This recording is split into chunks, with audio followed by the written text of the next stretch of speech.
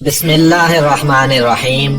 السلام علیکم ناظرین، آج کی ویڈیو میں ہم آپ کو بتائیں گے پیغمبر خدا حضرت ابراہیم علیہ السلام کے بارے میں، ان کی ولادت، بت پرستی کے خلاف ان کی تبلیغ اور نمرود کی طرف سے ان کے آگ میں پھینکے جانے کا واقعہ۔ ناظرین، نمرود ملک بابل کا بادشاہ تھا۔ بابل کا موجودہ نام عراق ہے۔ نمرود ایک انتہائی مغرور شخص تھا۔ جب اس کے اقتدار کا دائرہ وسیع ہو گیا تو اس نے لوگوں سے کہنا شروع کر دیا کہ اس کی پرستش کریں۔ چونکہ لوگ پہلے ہی غیر اللہ یعنی پتھر اور لکڑی کے بنے ہوئے بتوں کو سجدہ کرتے تھے، لہٰذا وہ اسے بھی آسانی سے خدا ماننے پر آمادہ ہو گئے۔ لوگوں کو اس گمراہی اور ضلالت کی زندگی بسر کرتے ایک عرصہ گزر گیا اور وہ اللہ کو قطعاً بلا چکے تھے۔ پروردگار عالم نے اس قوم کی رہنمائی اور ہدایت کے لیے ان میں اپنا نمائندہ بھیجنے کا ارادہ فرمایا۔ نمرود کے دربار میں نجومی بھی تھے۔ ایک نجومی نمرود کے دربار میں بڑا اونچا مقام و منزلت رکھتا تھا اور وہ نمرود کے بہت قریب تھا۔ ایک دن اس نے نمرود سے کہا، عالیجا جان کی امان پاؤں تو ایک بات عرض کروں۔ نمرود نے کہا، عرض کرو۔ نجومی نے بتایا کہ آپ کی سلطنت میں ایک بچہ پیدا ہونے والا ہے۔ وہ بت پرستی کو ختم کر دے گا اور لوگوں کو اپنے دین کی جانب بلائے گا اور آپ کی حکومت ختم کر دے گا۔ یہ سن کر نمرود نے اپنے دربار کے دوسرے نجومیوں کی طرف دیکھا۔ سب نجومیوں نے پہلے نجومی کی تائید کی۔ نمرود یہ سن کر دل ہی دل میں گھبرایا اور پھر غصے میں آ کر حکم دیا، عورتوں اور مردوں کو ایک دوسرے سے الگ کر دیا جائے تاکہ ایسا کوئی بچہ وجود میں آنے ہی نہ پائے، اور حکم دیا کہ جو بھی بچہ پیدا ہو اسے قتل کر دیا جائے۔ نمرود کے منہ سے اس حکم کا نکلنا تھا کہ بابل میں پیدا ہونے والے بچے قتل کیے جانے لگے۔ کہتے ہیں کہ نمرود کے حکم پر اس مردود کے جلادوں نے 1,00,000 بچے قتل کیے۔ نادان نمرود یہ سمجھتا تھا کہ ان ہیلوں سے وہ خدا تعالیٰ کے ارادے کے آگے بند باندھ سکے گا۔ اسی ملک بابل میں ایک خاتون تھی جن کا نام تاریخ نے نونا بتایا ہے۔ نونا اس وقت حاملہ تھی، لیکن ان کے حمل کے آثار کو اللہ نے چھپا دیا۔ جب ان کے بچے کی پیدائش کا وقت آیا تو وہ نمرود کے کارندوں کے خوف کے مارے شہر سے باہر چلی گئیں اور وہاں پہاڑ کے ایک غار میں پناہ لے لی۔ انہوں نے اپنے بچے کو اسی غار میں جنم دیا اور پھر بچے کو لٹا کر خدا سے دعا کی، اے خدا، میں اپنے جگر کے ٹکڑے کو اس غار میں لٹا کر جا رہی ہوں، ان ظالموں سے تو ہی اس کو بچانا جو معصوموں کے خون کے پیاسے ہے۔ پھر انہوں نے بچے کو بوسہ دیا اور غار کے دہانے کو پتھروں سے بند کر کے شہر کو لوٹ گئی۔ جب دوسرے دن غار میں اپنے بچے کو دیکھنے آئیں تو دیکھا کہ ان کا بچہ انگوٹھا چوس رہا ہے۔ اس بچے کے انگوٹھے سے دودھ جاری تھا۔ یہ بچہ کوئی اور نہیں بلکہ حضرت ابراہیم علیہ السلام تھے۔ خداوند قادر و حکیم نے ابراہیم علیہ السلام کے انگوٹھے میں دودھ پیدا کر دیا تھا اور یوں حضرت ابراہیم علیہ السلام کو غذا بہم پہنچتی رہی۔ اس غذا سے حضرت ابراہیم علیہ السلام دن میں اتنا بڑھتے تھے جتنا ایک عام بچہ مہینے میں بڑھتا ہے۔ آپ علیہ السلام کی ماں آپ کو دیکھنے کی غرض سے روزانہ غار میں آتی۔ جب آپ علیہ السلام کی عمر 2 سال ہو گئی تو وہ باتیں کرنے لگے، اور جب آپ کی عمر 7 سال کو پہنچی تو آپ کی والدہ انہیں بڑی بڑی باتیں اور اخلاق سکھانے لگیں۔ کمزوروں کی مدد کرنے کا طریقہ سکھاتی اور اللہ کے گزرے ہوئے پیغمبروں کے قصے سناتی، مگر انہیں کیا معلوم تھا کہ وہ جس بچے کی تعلیم اور تربیت میں لگی ہوئی ہے وہ خود ایک پیغمبر ہے۔ آپ علیہ السلام نے اپنی زندگی کے 13 سال اسی غار میں گزارے۔ انہوں نے ایک دن اپنی ماں سے کہا، ماں، مجھے بھی اپنے ساتھ شہر لے چلیں۔ ماں نے جواب دیا، بیٹا، شہر میں تمہارے لیے خطرہ ہے۔ اس لیے حضرت ابراہیم علیہ السلام اس غار سے رات کو نکل کر شہر میں داخل ہوئے۔ حضرت ابراہیم علیہ السلام کا ایک چچا تھا جس کا نام آزر تھا۔ یہاں پہ ایک نقطے کی وضاحت کرتا چلوں۔ توریت میں آزر کو حضرت ابراہیم علیہ السلام کا چچا کہا گیا ہے جبکہ ان کے والد کا نام تارخ بتایا ہے، جبکہ قرآن مجید میں ان کے والد کا نام آزر کہا گیا ہے۔ بہت سے علماء کا اجماع ہے کہ آزر ابراہیم علیہ السلام کا باپ نہ تھا بلکہ ان کے والد تارخ تھے اور وہ مسلمان تھے۔ ارباب نسب کا بھی اسی پر اتفاق ہے کہ حضرت ابراہیم علیہ السلام کے والد تارخ تھے، لہذا قرآن مجید اور اکثر حدیثوں میں جو آزر کو باپ کہا گیا ہے वो मजाज के तौर पर है, क्योंकि वो हजरत अलैहिस्सलाम का चचा था और अरब में ये रिवाज है कि चचा को बाप कहते हैं। या ये भी हो सकता है कि वो आपका चचा ही रहा हो और तारिक की वफात के बाद उनकी वालदा से अक्द किया हो और आपकी तरबियत की हो, इसी सबब से उसको बाप कहा गया है। आज़र पत्थर, लकड़ी और मिट्टी के बुत बनाता, उनको खुद पूजता और लोगों के हाथों फरोख्त करता था। इस तरह उसका कारोबार बहुत फैला हुआ था।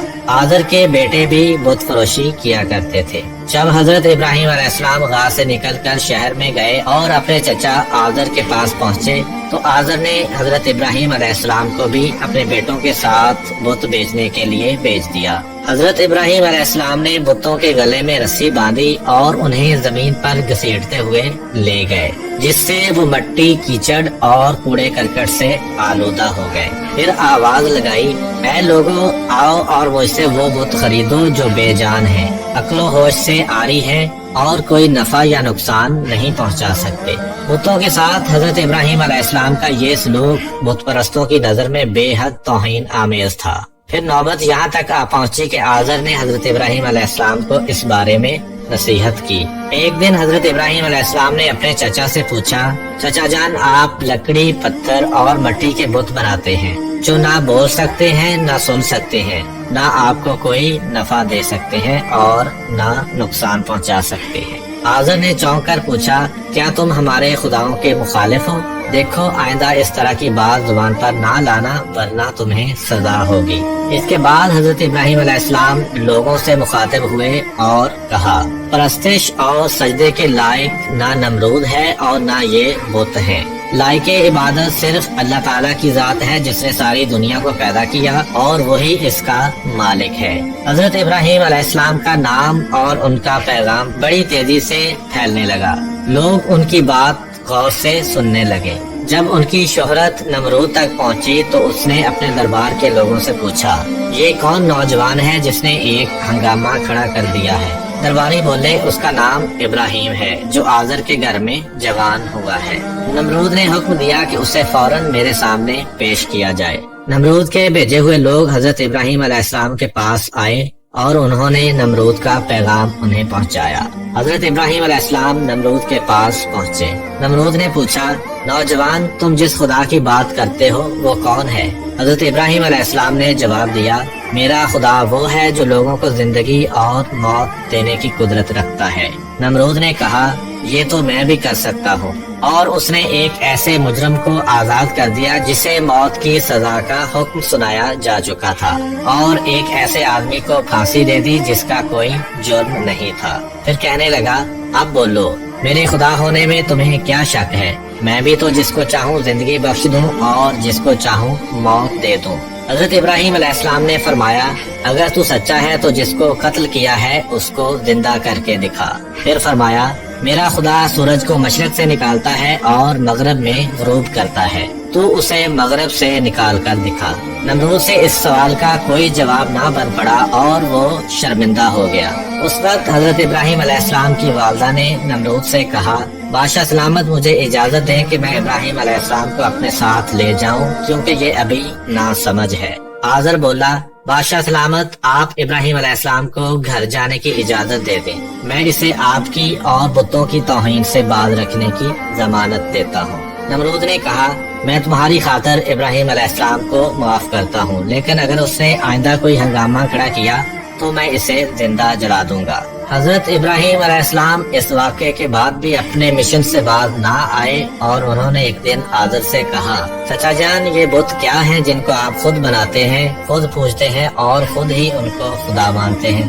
आज़र ये बात सुनते ही बिगड़ गया और उसने कहा, इब्राहिम, फौरन मेरे घर से निकल जाओ, मैं तुम्हारी शोखी मजीद बर्दाश्त नहीं कर सकता। हजरत इब्राहिम अलैहिस्सलाम ये कहते हुए घर से निकले। चचा जान, आप नहीं मानते तो मैं जाता हूँ, मगर मैं अपने मिशन से बाज नहीं आऊँगा, क्योंकि मैं खुदा से डरता हूँ, उन बुतों से या नमरूद से नहीं डरता। हजरत इब्राहिम अलैहिस्सलाम ने अपने चचा के घर से अलग अपना कोई इंतजाम कर लिया और वहाँ से चले गए, मगर अपने कौल के मुताबिक एक अल्लाह की बंदगी की दावत देते रहे और बुतों की खुदाई का इनकार करते रहे। ملک بابل کے لوگ ہر سال ایک عید منایا کرتے تھے اور اس دن وہ کچھ خصوصی مراسم انجام دیا کرتے تھے۔ چنانچہ وہ لوگ سارا دن شہر سے باہر گزارتے تھے۔ ایک دفعہ جب عید کا دن آیا اور وہ لوگ شہر سے باہر چلے گئے تو حضرت ابراہیم علیہ السلام اکیلے اس شہر میں باقی رہ گئے۔ جب حضرت ابراہیم علیہ السلام نے دیکھا کہ شہر خالی ہے اور بت خانے کا کوئی محافظ بھی نہیں ہے،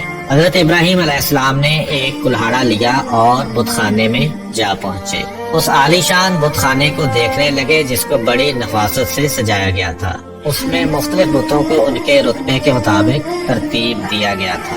تب آپ نے ان بتوں کا مذاق اڑانے کے لیے وہ کھانا ان کے آگے رکھا جو آپ ساتھ لے گئے تھے۔ آپ نے ان سے کہا، کیا تم کھانا کھاؤ گے؟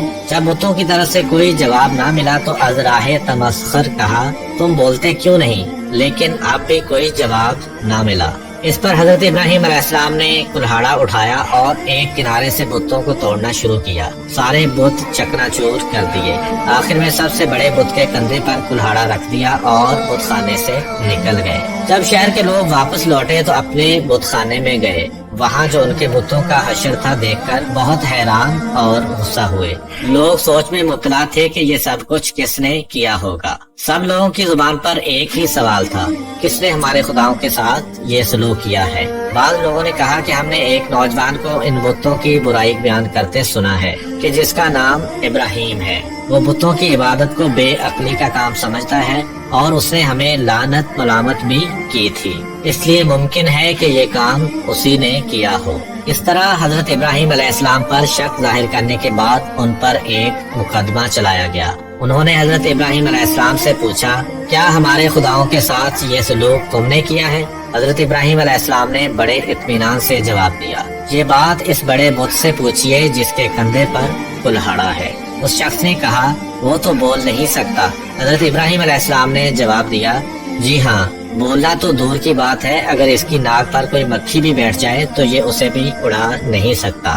بھلا دوسروں کو کوئی فائدہ یا نقصان کیا پہنچائے گا؟ مگر تعجب کی بات یہ ہے کہ تم لوگ پھر بھی اس مجبور اور لاچار کو خدا مانتے ہو، اس کو سجدہ کرتے ہو اور اس کی پوجا میں مست رہتے ہو۔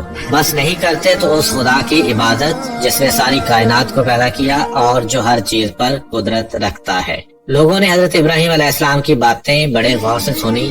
وہ سوچنے لگے، نوجوان سچ کہتا ہے، سچ مچ مٹی، لکڑی اور پتھر کی مورتیوں میں کیا طاقت ہے۔ لیکن ایک آدمی کے دل پر آپ علیہ السلام کی باتوں کا الٹا ہی اثر ہوا۔ وہ بولا، ابراہیم، تمہاری باتوں سے پتہ چلتا ہے کہ ہمارے خداؤں کا ستیہ ناش تم نے ہی کیا ہے، اور اگر تمہیں چھوڑ دیا جائے تو آج تم نے ہمارے بتوں کو توڑا ہے، کل ہمارا پورا بت خانہ ہی گرا دو گے، اس لیے تم جیسے انسان کو زندہ نہیں چھوڑا جا سکتا۔ جو لوگ اس وقت موجود تھے وہ اس شخص کی باتوں کو غور سے سن رہے تھے۔ یہ شخص نمرود کا بھیجا ہوا جج تھا۔ لوگ کھڑے اس بات کا انتظار کر رہے تھے کہ دیکھیں نوجوان کے لیے کیا سزا تجویز کی جاتی ہے۔ اس سزا کو سننے کے لیے انہیں زیادہ انتظار نہ کرنا پڑا۔ جج بولا، ابراہیم، تمہارے اس جرم کی سزا یہ ہے کہ تمہیں زندہ جلا دیا جائے گا اور تمہاری خاک ہوا میں اڑا دی جائے گی۔ حضرت ابراہیم علیہ السلام نے کہا، میں تمہارے اس فیصلے سے نہیں ڈرتا۔ زندگی اور موت کا مالک میرا اللہ ہے۔ میں جو کچھ کہہ رہا ہوں وہ حق ہے اور میری بات کو میرا اللہ سن رہا ہے۔ جج نے حضرت ابراہیم علیہ السلام کو جو فیصلہ سنایا، نمرود نے اس پر عمل درآمد کے لیے فوراً تیاری شروع کر دی۔ اس نے اس شہر اور ارد گرد کے علاقوں میں اعلان کرا دیا، ہمارے بتوں کو توڑنے اور ان کی توہین کرنے والے نوجوان کو زندہ جلانے کے لیے سب لوگ ایندھن اکٹھا کریں۔ ادھر بت خانے کے پجاریوں نے بھی اعلان کیا کہ جو لوگ اپنی کسی مراد کے پورا ہونے کے لیے ایندھن جمع کریں گے ان کی مراد پوری ہوگی۔ اس اعلان کو سن کر لوگوں نے زیادہ سے زیادہ ایندھن اکٹھا کرنا شروع کر دیا۔ ادھر شہر کے تمام لوگوں نے لکڑیوں کو اکٹھا کرنا شروع کر دیا۔ ادھر حضرت ابراہیم علیہ السلام قید کر لیے گئے۔ لوگوں نے ایندھن کے لیے لکڑیوں کو اکٹھا کر کے ایک جگہ اس کا ٹال لگا دیا۔ اس کے بعد ان لکڑیوں کو آگ لگائی گئی۔ جب شعلے بھڑک اٹھے تو حضرت ابراہیم علیہ السلام کو قید خانے سے نکال کر لایا گیا۔ جب انہیں اس میدان میں لایا گیا جہاں آگ جلائی گئی تھی تو آپ علیہ السلام اس آگ کو دیکھ کر ہنس پڑے۔ हजरत इब्राहिम अलैहिस्सलाम ने उस ऊंचे मीनार को भी देखा जो मैदान से कुछ फासले पर तामीर किया गया था, जिसमें एक खूबसूरत कमरा था जहां नमरूद के साथ उसके वजीर और मशीर बैठे थे। कहते हैं कि ये आग इस कदर शदीद थी कि इसके ऊपर एक फर्सक के फासले तक कोई परिंदा उड़ नहीं सकता था। चुनांचे जब हजरत इब्राहिम अलैहिस्सलाम को लाया गया तो उन लोगों को ये मसला दरपेश हुआ कि अब इब्राहिम को इस आग में कैसे फेंका जाए। इस दौरान शैतान ने उन लोगों के दिमाग में मंजरीक का तस्वुर डाला। हजरत इमाम जाफर सादिक अलैहिस्सलाम से मनकूल है कि मंजरीक दुनिया में सबसे पहले हजरत इब्राहिम अलैहिस्सलाम के लिए कूफा में कौसार नामी एक नहर के किनारे बनाई गई और वो करियाए कंताना में थी। उस मंजनीक को शैतान ने बनाया था। चुनांचे हजरत इब्राहिम अलैहिस्सलाम को मंजनीक के जरिए आग में फेंक दिया गया। उस वक्त आसमानों जमीन से फरियाद बुलंद हुई और कायनात की हर शय ने इब्राहिम अलैहिस्सलाम की इमदाद की ख्वाहिश की। जमीन ने कहा, परवरदिगारा, मुझ पर सिवाय इब्राहिम अलैहिस्सलाम के तेरी इबादत करने वाला कोई नहीं है। क्या तू राजी है कि लोग उसे जला दें?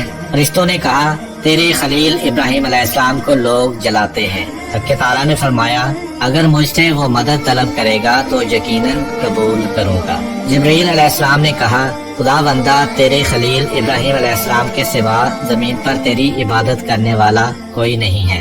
तूने उनके दुश्मनों को उन पर मुसल्लत कर दिया है ताकि उनको आग में जला दें।